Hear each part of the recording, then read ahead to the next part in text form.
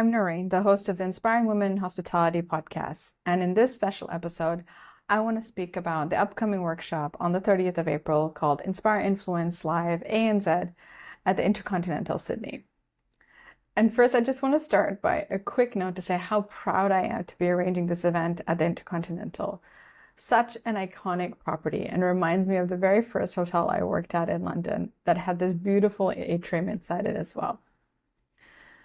Over the past few weeks, I've spoken a lot about the advisory board, the panelists, and now it's time to shine the light on me.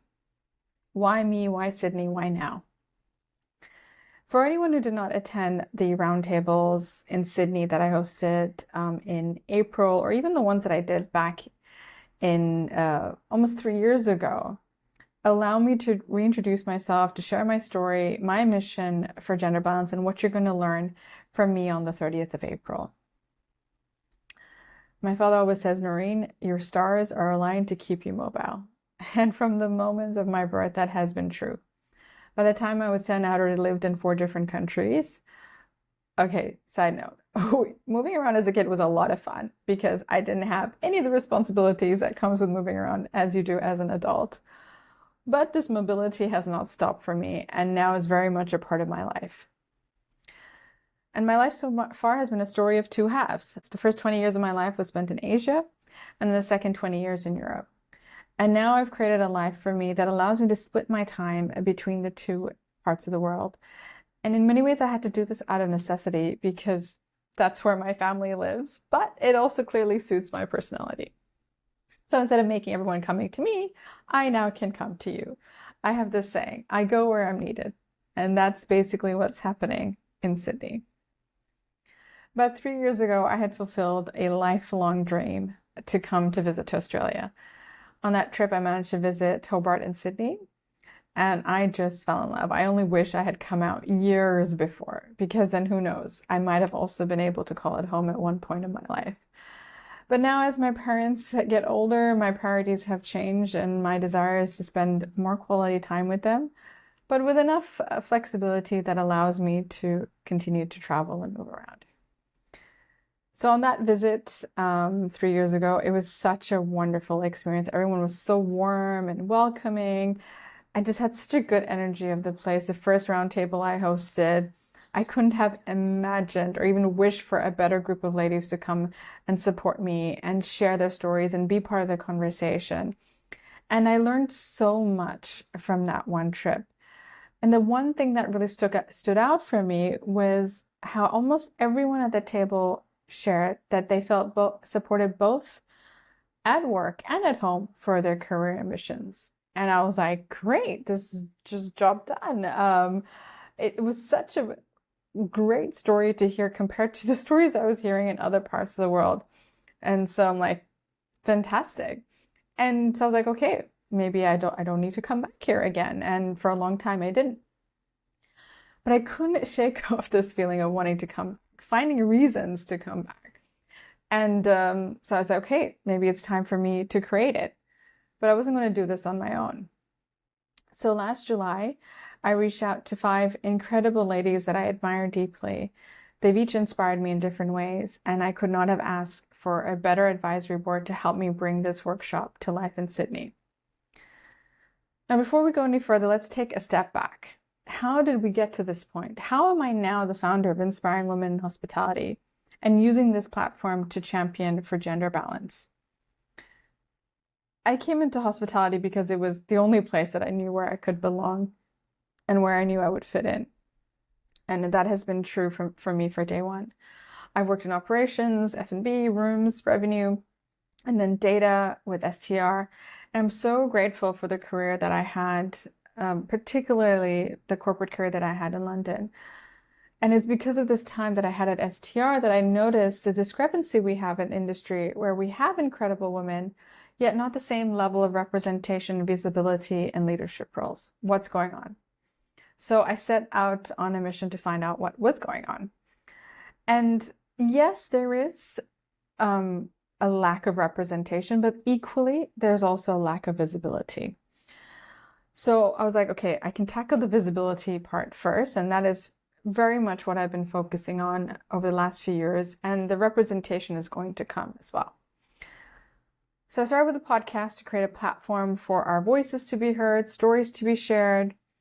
And then I decided to leave my corporate career behind and pursue an entrepreneurial path. Although at the time when I left, I did not think that that's what I was going to do. I've since developed a membership. I've run countless events, everything from roundtables, networking events to one-day workshops. Really, it's about creating spaces for women to come together, to connect, to learn, and lift each other up as we progress in our careers, creating an environment of women supporting women. So let's come back to Australia. I've set up my advisory board. And because based on my first experience where I thought, okay, the industry is in a really good place, I think maybe we need something else. Is there something I could do to help support the culture of women supporting women in their careers, advocating for each other? Because by that point in my journey, I had realized that creating those spaces or women come together doesn't happen as naturally as we think. Women live and work in the same cities, their companies do business together, yet somehow they have not met. And I realized by doing the events that I was doing both online and in person, I was creating those moments for those connections to happen. So what can we create, if anything at all?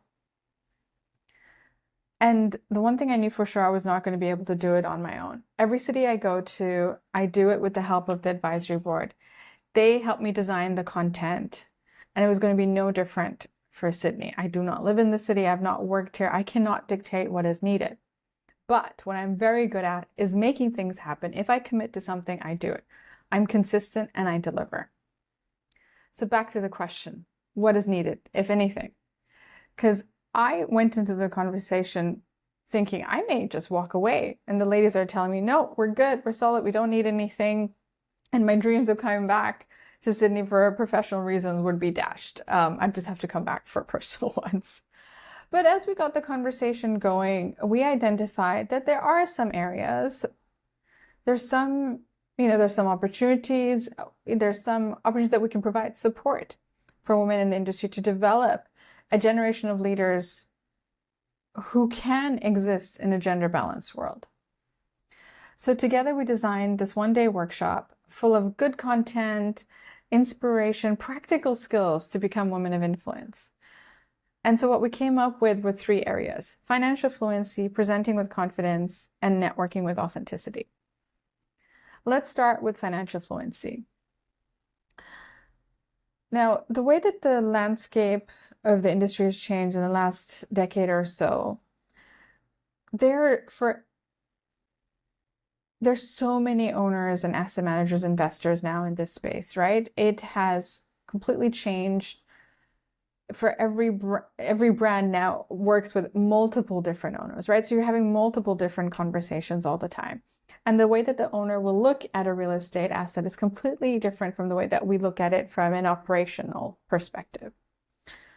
I did a lot of, work with numbers, not only at my time at STR, but at university. And I was always good with it and I can read a P&L, but I have never been the owner of a hotel real estate asset. And when I look around the industry, not many women have either. This is a very male-dominated industry for whatever reason that may be, but doesn't mean it has to stay that way. And by the way, the research shows that women make better investors in the long run, so why not you? So this masterclass is designed to give you a taste of what it's like to be an owner or an asset manager. How do we think like them, and how do we learn to work more closely with them? Maybe you don't become an investor, but you're going to be on the other side talking to owners and asset managers, or you're working in a business which is obviously owned by somebody. What is it like to own a business? And personally, I cannot tell you how eager I am to be learning from Lucia. She is someone I've admired for many, many years, and now she'll be teaching us. Then the second half of the day, it's focused on presenting with confidence that I'll be facilitating. And this is where we focus on the nonverbals, because it does not matter how good your content is. If you cannot land it, your content does not matter.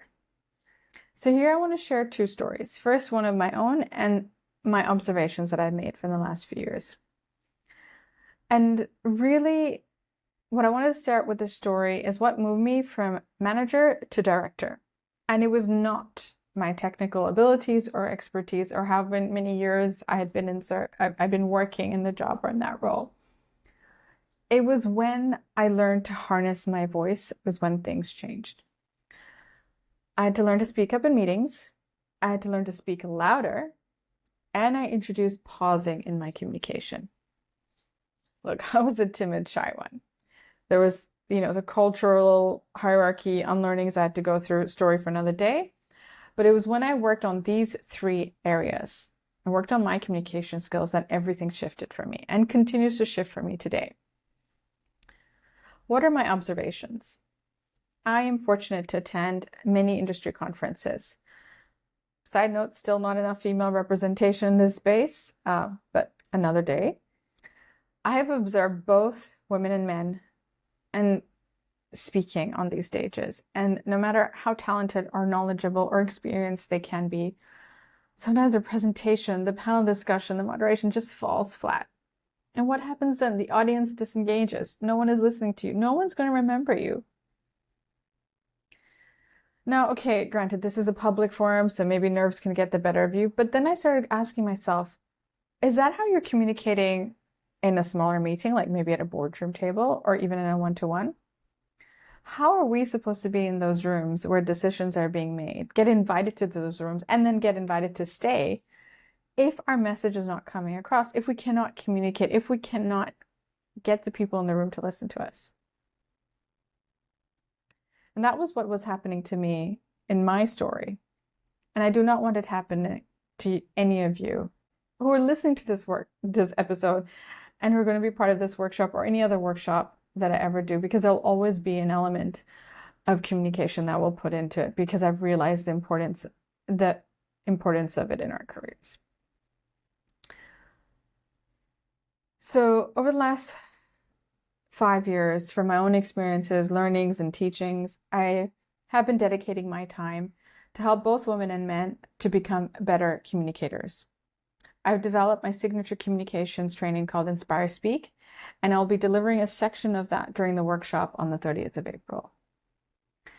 And as you get to know me, you will learn that I'm not the kind of person to run a sit back and listen type event.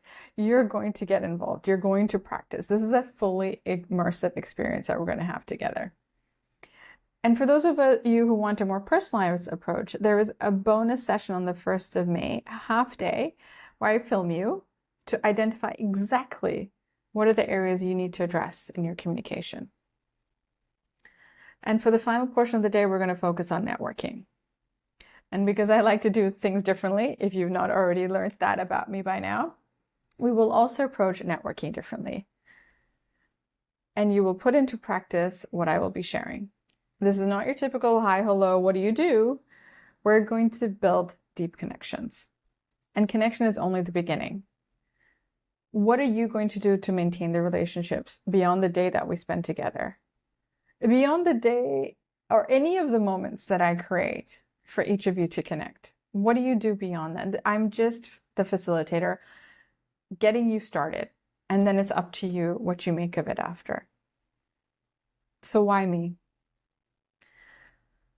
I have dedicated myself to this mission. This is not something I do on the side for fun. I'm committed to supporting the next generation of leaders of our industry, both women and men. It is about gender balance. And over the last 6 years, through my podcasts, through my events, roundtables, workshops, networking, I have developed a deep understanding of what's needed to support our careers. So joining me in this workshop means you're part of a movement that supports gender balance. You're not only investing in yourself, you're becoming a champion.